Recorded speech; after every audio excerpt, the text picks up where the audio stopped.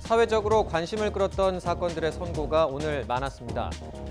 먼저 전 부인을 수년 동안 협박, 폭행한 것도 모자라서 잔혹하게 살해해 공분을 샀던 서울 등촌동 살인사건인데요. 서울 남부지방법원이 50살 김모 씨에게 징역 30년을 선고하고 위치 추적 장치 부착 20년을 명령했습니다. 재판부는 김 씨의 죄질이 나빠서 엄히 처벌할 필요가 있다면서도 다만 반성문을 통해 유족에게 사죄 의사를 표한 점 등을 고려했다고 설명했는데요. 하지만 김 씨의 딸들을 비롯한 유족은 형량이 낮아서 재범 우려가 크다며 반발했습니다. 앞서 무기징역을 구형했던 검찰 역시 김 씨가 가석방 등으로 사회에 복귀하면 가족이 위협을 느낄 수 있다며 항소할 계획이라고 밝혔습니다. 김 씨는 지난해 10월 등촌동의 한 아파트 주차장에서 흉기로 전 부인을 살해했는데 당시 위치 추적 장치를 사용하고 가발까지 착용하는 등 치밀하게 범행을 준비한 것으로 드러났습니다. 앞서 김 씨의 딸들은 아버지가 다시 세상에 나올 것이 두렵다며 김 씨의 신상 정보를 인터넷에 공개하고 아버지를 사형시켜달라는 청원글을 올리기도 했습니다.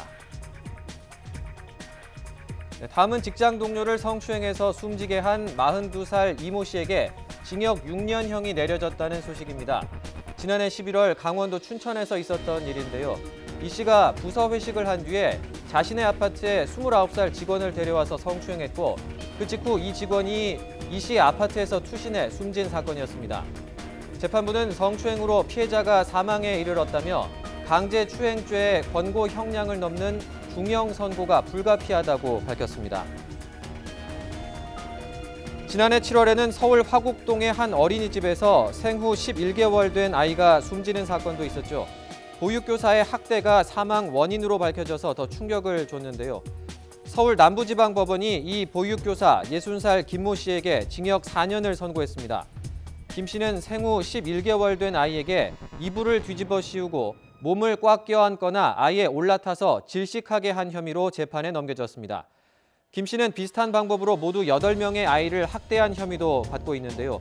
재판부는 이 같은 범행을 방조한 혐의 등으로 김 씨의 쌍둥이 언니인 어린이집 원장에게는 징역 3년과 집행유예 4년 그리고 벌금 1,000만 원을 선고했습니다. 마지막은 소송 문서를 위조한 혐의로 1심에서 법정 구속됐던 강용석 변호사의 보석 청구가 받아들여지지 않았다는 소식입니다.